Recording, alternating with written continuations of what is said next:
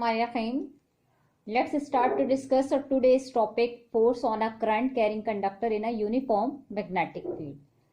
Earlier we have discussed about the current carrying conductor, and we know that Oersted was the first scientist who discovered that when a conductor carries the current, it produces a magnetic field around it.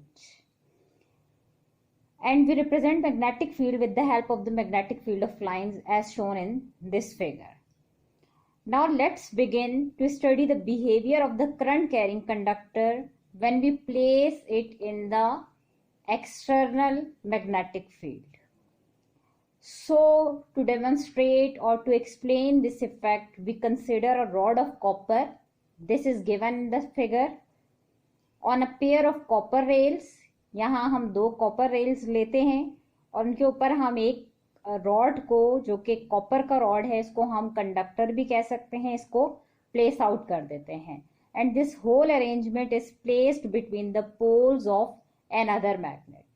अब हम इस पूरे arrangement को, कि एक हमारे पास एक कॉपर रॉड है, उसको हमने दो कंडक्टिंग रेल्स के ऊपर, कि जिसके ऊपर वो रॉड क्या कर सकता है, मूव कर सकता है फ्रॉम लेफ्ट टू राइट और राइट टू लेफ्ट, उसको हम इस पूरे अरेंजमेंट को क्या करते हैं, एक और जो एक्सटर्नल मैग्नेट है उसके अंदर प्लेस आउट कर देते हैं. जो हमारे पास ये एक्सटर्नल मैग्नेट है, this is horseshoe shaped magnet that is indicated in the figure, and it is an external magnet है.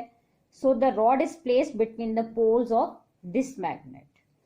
अब हम ये देखेंगे कि जब करंट को बैटरी की मदद से रॉड से हम फ्लो करवाते हैं, then it will have a magnetic field around it.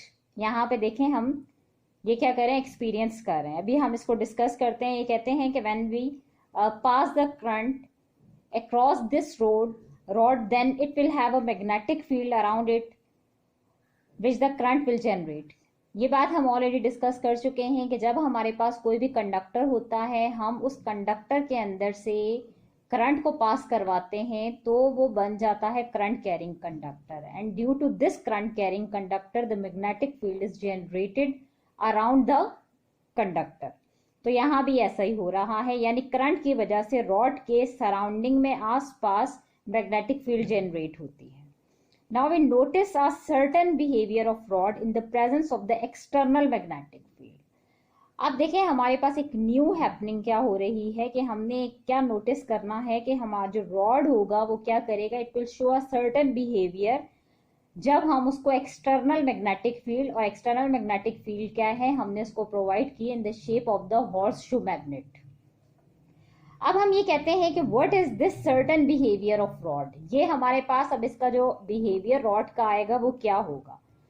We will see that कि कोई इनविजिबल फोर्स होगी जो कि रॉड के ऊपर एक्ट कर रही होगी, और वो उसको क्या करेगी, ओरिजिनल पोजीशन हमने इस फिगर में यहाँ पर रॉड की ए के साथ रिप्रेजेंट की है, और वो क्या कर रही है, वो इनविजिबल फोर्स इस रॉड को अपनी ओरिजिनल पोजीशन से डिस्प्लेस करेगी. Either it will displaces from left to right और right to left. It depends upon the direction of the current, जो कि हम with the help of batteries को प्रोवाइड करेंगे. अब देखें ऐसा होगा कि फॉर एग्जांपल अगर हम ये कहते हैं कि हमने उसको एक डायरेक्शन में करंट प्रोवाइड किया है. Now if it reverse the direction of the current, the direction of the force will also be reverse. अगर वो इनिशियली क्या है, वो डिफ्लेक्ट कर रहा है रॉड टू वन साइड, तो after reversing the direction of the current it got deflected to other side. यानी हमारे पास क्या है, डायरेक्शन ऑफ करंट के चेंज करने से जो फोर्स है वो जो एक्ट करेगी, और रॉड जो डिफ्लेक्ट करेगा वो क्या करेगा, अपनी डायरेक्शन को भी चेंज कर लेगा. But question is that where this force is coming from. अब हमने ये सॉर्ट आउट करना है कि हम जिस फोर्स की बात करने जा रहे हैं वो फोर्स आती कहाँ से है. इनिशियली हम ये कहते हैं कि when we place this rod between the poles of a magnet there was no force acting on the current. कि अभी जब हमने यहाँ पे करंट की फ्लो की बात नहीं की थी, तो यहाँ पे ये रॉड क्या था, इन स्टेट ऑफ रेस्ट पे था. There was no force acting on this rod. But अब हम ये कहते हैं कि बिकॉज एट दिस कंडीशन, अब हमारे पास जब कोई फोर्स एक्ट नहीं कर रही थी, तो उस वक्त हमने कहा कि we did not have any current pass across the rod. उस वक्त इस रॉड में से कोई करंट पास नहीं कर रहा था। अब हमने क्या किया है कि but when we start to provide the current, यानी when the current starts to flow through the conductor, there is a force acting on the conductor and this force causing it to be deflected to the conductor either from left to right or right to left. It depends upon the direction of the current. अब यहाँ पे हम direction of current के according ये कहते हैं कि rod क्या करेगा, वो मूव करेगा कहाँ पे, फ्रॉम लेफ्ट टू राइट और left right to left. It depends upon the direction of the current.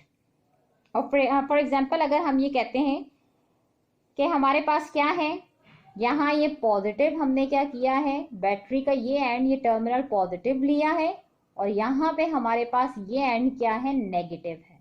Then it means that the current starts to flow in this direction as I mentioned. ये देखें यहाँ जहाँ मैं mention कर रही हूँ ये है डायरेक्शन की ऑफ द करंट. तो यहाँ पे डायरेक्शन ऑफ करंट ये है, तो यहाँ से करंट की डायरेक्शन ये बनती है और यहाँ पर आकर वो टर्मिनेट करती है. अब हमने क्या है, फोर्स की डायरेक्शन को फाइंड आउट करना है. अब अगर हम मैग्नेटिक फील्ड ऑफ लाइंस की मदद से देखें कि ये फोर्स कैसे रॉड पर एक्ट करती है, तो इस फिगर से हम इसको क्लियरली अंडरस्टैंड कर सकते हैं.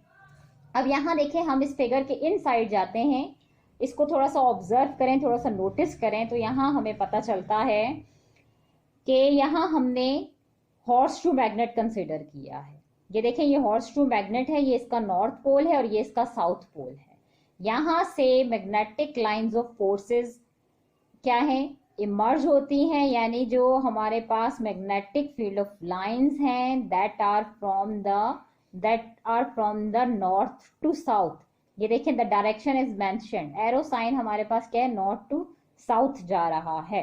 Now if we consider a current carrying conductor, अब हमने ये बात की कि जो हॉर्स शू मैग्नेट है this is the external magnetic field और इसकी वजह से जो मैग्नेटिक फील्ड ऑफ लाइंस हैं फ्रॉम नॉर्थ टू साउथ, यानी ये इस डायरेक्शन में जा रही हैं. अब हम दूसरी बात ये लेते हैं कि अगर हमने यहाँ पे करंट कैरिंग कंडक्टर लिया है, it will also have a magnetic field. हम इससे पहले के टॉपिक पे डिस्कस कर चुके हैं कि करंट कैरिंग कंडक्टर के आसपास उसकी अपनी मैग्नेटिक फील्ड जनरेट होती है. तो it will also have a magnetic field around it that is given by the right hand rule. हमने राइट हैंड रूल के जरिए, अगर हम राइट हैंड रूल लें तो जो थंब होगा उसकी डायरेक्शन इंडिकेट करेगी डायरेक्शन ऑफ द करंट को, और जो कर्लिंग ऑफ फिंगर है that indicates the direct magnetic field of lines. तो यहाँ पे हमारे पास थंब क्या है, करंट की डायरेक्शन को इंडिकेट कर रहा है, जबकि curling of fingers magnetic field lines को जाहिर कर रही हैं. So current carrying conductor creates its own magnetic field around it. यहाँ पे देखें, यू कैन सी कि यहाँ ये क्या है, जो रेड लाइन से हमने सर्कल्स में शो की है that is the magnetic field that is produced due to this current carrying conductor. अब हम ये कहते हैं कि now we place such current carrying conductor in this external field. अब हमने इसको करंट कैरिंग कंडक्टर को इस एक्सटर्नल फील्ड के अंदर प्लेस आउट कर दिया है, यानी मीन्स कि हमने एक्सटर्नल फील्ड किया कि between the poles of this external magnetic field. Poles हमारे पास कौन कौन से हैं, एक नॉर्थ पोल है और एक साउथ पोल है. So in this situation the two magnetic fields कौन कौन सी हैं, मैग्नेटिक फील्ड वन क्या है, one of the current carrying conductor, जो हमारे पास एक मैग्नेटिक फील्ड है due to the current carrying conductor, and the other one जो है that is for the external magnet. They will interact with one and other, ये एक दूसरे को क्या करेंगी, इंटरेक्ट करेंगी. अब हमारे पास क्या होगा, so we note that at this point, यहां पर देखें, जरा गौर से देखें कि जिस पॉइंट को मैं इंडिकेट कर रही हूं इस पॉइंट पर आपके पास क्या होता है, यहाँ पे these two fields are in the same direction. आप जरा एरोज के साइन देखें कि जो एक्सटर्नल फील्ड के आपके पास लाइंस हैं उनके एरो और जो हमारे पास करंट कैरिंग कंडक्टर की फील्ड है, इन दोनों के एरोस क्या है, इन द सेम डायरेक्शन. ठीक है, these two fields are in the same direction and at this point आप देखें यहाँ पर जो मैं इंडिकेट कर रही हूँ, यहाँ पे करंट कैरिंग कंडक्टर की जो लाइंस हैं उनके एरोस डाउनवर्ड, जबकि एक्सटर्नल फील्ड की जो आपके पास लाइंस हैं वो क्या है, इन द अपवर्ड डायरेक्शन है. So at this point they are in the opposite direction. यहाँ सेम डायरेक्शन में और यहाँ ये ऑपोजिट डायरेक्शन में है. ठीक है। तो so at this point when the field lines are in the same direction, देखें यहाँ पर सेम डायरेक्शन है, तो यहाँ ज्यादा अमाउंट ऑफ फोर्स होगी, जबकि यहाँ पे हमारे पास जो फोर्स है वो क्या करेगी, कम होगी, क्योंकि यहाँ पे फोर्स, एक फोर्स जो आपके पास क्या है, एक करंट कैरिंग कंडक्टर और दूसरी एक्सटर्नल फील्ड की वजह से, दीज टू फोर्सेस एक दूसरे को क्या करती हैं, these are cancel to one and other. अब हमारे क्या है, एक एक्सटर्नल और दूसरा क्या है, करंट कैरिंग कंडक्टर्स। सो यहाँ पे जो फोर्स हमारे पास रॉड पर लगती है, जो यहाँ पे फोर्स हमारे पास इस रॉड पे लगती है, यहाँ ज्यादा अमाउंट ऑफ फोर्स, यहाँ पे कम अमाउंट ऑफ फोर्स। एंड हमने जब ये कहा कि डायरेक्शन ऑफ करंट क्या है, वो ये है, यहाँ देखें ये पॉजिटिव टर्मिनल है, ये negative terminal, and direction of current क्या है, that is from this point two this point. तो ड्यू टू दिस कंक्लूजन कि यहाँ ज्यादा अमाउंट ऑफ फोर्स, यहाँ कम अमाउंट ऑफ फोर्स जो कि रॉड पर लग रही है, तो in this situation the direction of force जो होगी that will be from point A to B.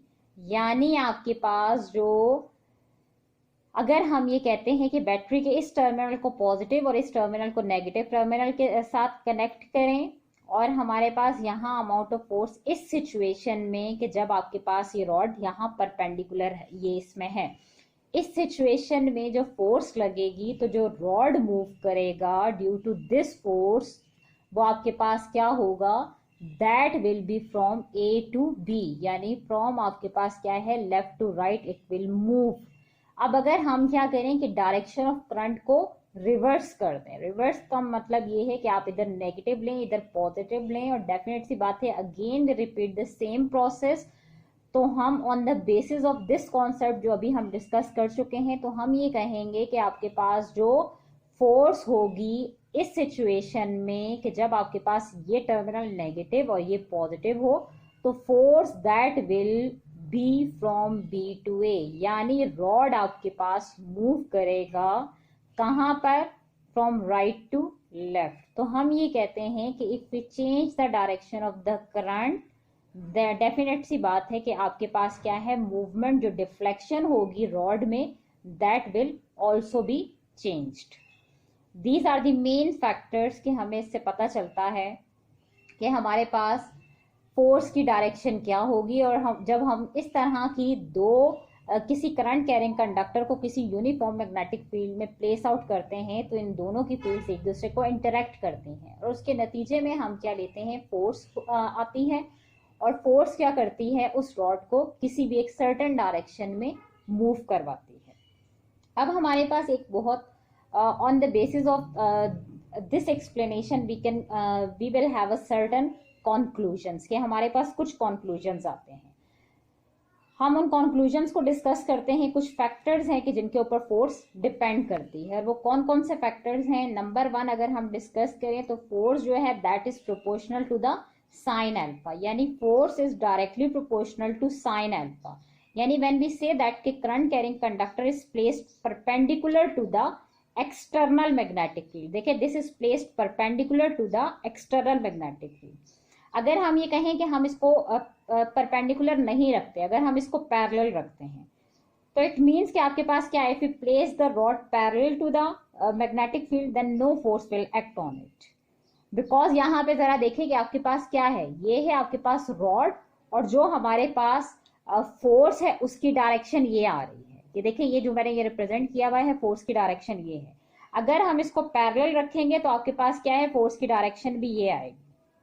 तो उस केस में अगर हम इसको पैरेलल रखते हैं तो there will be no force act on it, because when these two were perpendicular. अभी हम जब ये रखते हैं कि हमारे पास ये दोनों क्या है, परपेंडिकुलर हैं, तो क्या होगा, दे वर इन द सेम प्लेन। आपके पास ये B और F क्या है, they will be in the same, आपके पास क्या है, दोनों सेम प्लेन में होंगे। और क्या मैग्नेटिक फील्ड की जो एडिशन और कैंसिलेशन अभी हमने जो डिस्कस की है ये हो सकती है, लेकिन अगर हम इसको पैरेलल रखें तो दोनों मैग्नेटिक फील्ड्स हमारे पास क्या हैं, सेम प्लेन में नहीं होती, और अगर ये सेम प्लेन में नहीं होती तो हमारे पास कैंसिलेशन और एडिशन का, जो हम दो फील्ड्स की एडिशन या कैंसिलेशन की चांस की बात करते हैं तो डेफिनेट सी बात है कि इन दोनों फील्ड्स के दरमियान कोई इंटरेक्शन ही ना होती, और जब इंटरेक्शन ना होती तो डेफिनेट सी बात है कि हम क्या करते, हम इसके ऊपर कोई फोर्स एक्सपीरियंस नहीं कर सकते थे। तो इसलिए हम ये कहते हैं कि बेसिकली जो सबसे पहला फैक्टर है वो ये है कि force is directly proportional to the sine alpha. आपके पास क्या है, alpha, that is the angle between the conductor and the field. ये आपके पास क्या है, कंडक्टर और फील्ड के दरमियान बनने वाला एंगल है। अगर आप अभी मैंने जैसे बात की है कि आप कंडक्टर को, इस रॉड को अगर पैरेलल रखते तो उस केस में आपके पास क्या है, यहाँ साइन की वैल्यू क्या हो जाती, 0 होती। तो डेफिनेट सी बात है कि फोर्स विल इक्वल टू 0 अगर हम इसको पैरेलल रखते। और फोर्स तभी मैक्सिमम हो सकती है कि जब साइन 90 हो। देयरफॉर फोर्स इज प्रोपोर्शनल, जब हम इसको यानी इट मीन्स कि हम कंडक्टर को 90 का मतलब ये कि राइट एंगल्स पे रखते हैं, तो उस केस में हमारे पास फोर्स क्या है, मैक्सिमम हो सकती है। तो force is proportional to sine alpha, this is the first factor. Second factor क्या है कि force is directly proportional to the current flowing through the conductor. It means कि हमारे पास more the current greater will be the force, कि जितना ज्यादा current होगा उतनी ही ज्यादा फोर्स होगी। So force is proportional to the current. Third हमारे पास कंक्लूजन आता है कि force is proportional to the length, के force is directly proportional to the length of the conductor inside the magnetic field. ये आपके पास क्या है, लेंथ है। ये आपके पास क्या है, 4 फैक्टर। तो डेफिनेट सी बात है, लेंथ ज्यादा है तो आपके पास फोर्स भी क्या होगी, दोनों डायरेक्टली प्रोपोर्शनल, तो फोर्स को भी ग्रेटर होना चाहिए। नंबर 4 हमारे पास क्या है कि मैग्नेटिक फील्ड जो है वो क्या है, दैट शुड बी स्ट्रॉन्गर, यानी strength of the applied magnetic field जो है that is directly proportional to the force, के स्ट्रॉन्गर द फील्ड होगी the greater will be the force. तो इन दोनों के दरमियान भी डायरेक्टली प्रोपोर्शनल रिलेशनशिप बनता है। If we combine all these factors तो हमारे पास इक्वेशन आ जाती है F proportional to the ILB sine alpha. और अगर हम यहाँ प्रोपोर्शनलिटी को हटा के कांस्टेंट टर्म को इंट्रोड्यूस करवाएं तो हमारे पास आता है F is equal to K ILB sine alpha, where K is the constant of proportionality. अगर हम SI यूनिट्स को फॉलो करना चाहें, हम क्या करेंगे, if you put the value of K is equal to 1 then this equation will become F is equal to ILB sine alpha. अब हमें ये बात पता है हमें कि force on a current carrying conductor जो है इसको हमने इन मैग्नीट्यूड फॉर्म यहाँ डिस्कस किया है। और अगर हम इसको वेक्टर फॉर्म में लिखना चाहें तो इसको हम इस इक्वेशन को we can write F is equal to IL cross B।